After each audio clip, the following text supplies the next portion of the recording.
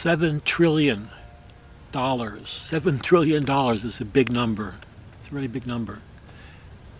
But you know what that really means? It means $110 million per day. That's right. The United States has been pouring $110 million per day into the Ukraine, into a proxy war. This is Russia fighting over there, some other group that's actually in Russia. And we're jumping in with $110 billion a day. You know why that is? Well, of course, it's because we need to pay off the Pentagon. We need to pay off the war machine, the military machine, because we make military equipment so rapidly and so expensively, we also need to get rid of it rapidly. And so we sell it to other countries, or to ourselves, to our taxpayers, and we wage war. So now we're waging a proxy war, and we're selling military equipment and giving them money right out also, but a lot of that money gets to the Ukraine in the form of military equipment, in the form of bombs, missile launchers, etc. So that's how we start this talk. But it's really about Trump, because we know Trump's going to run. It's not if he's going to run or not run. He's going to run. And he's really, a peacenik.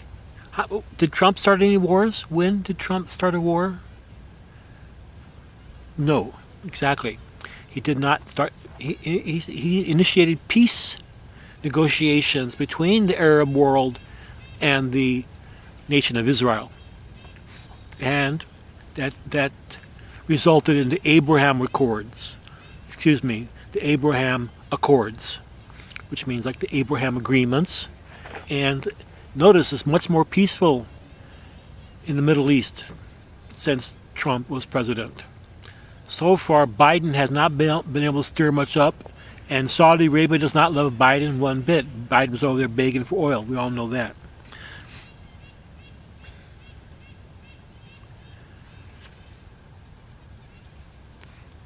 The United States keeps saying that Ukraine is the breadbasket or the wheat basket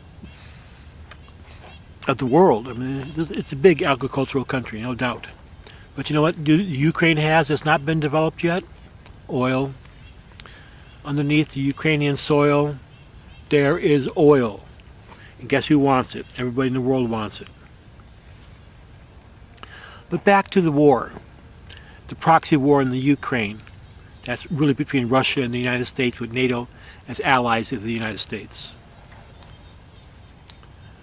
Who's been calling for peace? Only Trump.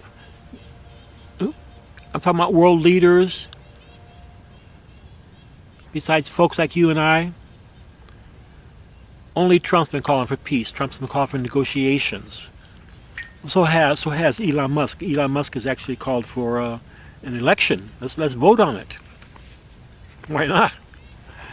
Hey, I think if Hitler would have let us vote, we wouldn't have had no war, would we? I mean, even the Pope. The Pope is calling for war. No, that's nothing new. If you remember the Second World War. Do you remember the Second World War? The Pope allied with the Muslims allied with Hitler. Pope, Nazis, Muslims. Okay.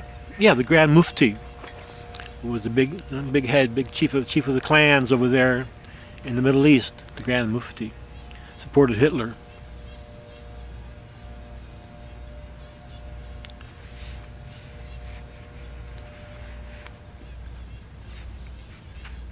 Trump is the only racist who's not a racist. He's the only narcissist who's not a narcissist. It's the media. I mean, don't you remember before Trump came down the escalator that he was a friend of everybody? He was also the butt of a lot of jokes, and yeah, sure, Trump has always been Trump, but he's never been a racist, and he didn't start when he got elected to office. And politics is full of narcissists. God, my God. Look at Hillary Clinton. Look at John Kerry. Look at almost all of them. They're few and far between in politics who aren't warmongering narcissists. It's really, part and parcel of the way we let our elected officials get away with almost anything when they actually work for us. I want you to remember that they work for us.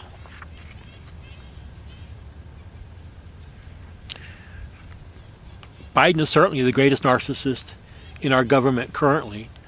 Biden is a nobody, is a somebody know nothing. He's somebody because he's been in office for so long, but he knows nothing.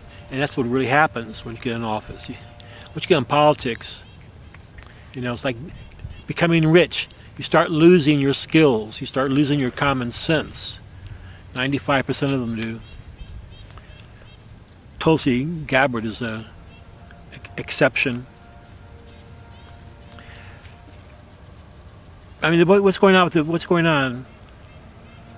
We're letting people out of prison, making oil from the Saudis. We're normalizing war. We're already at war. We're pretending we're not.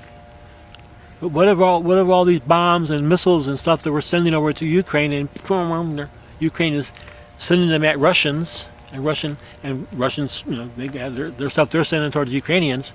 That's war, and we're in it because we're the armory and probably the trainers, both political and military trainers. Remember, this is the place where Biden had the prosecutor fired for $6 million.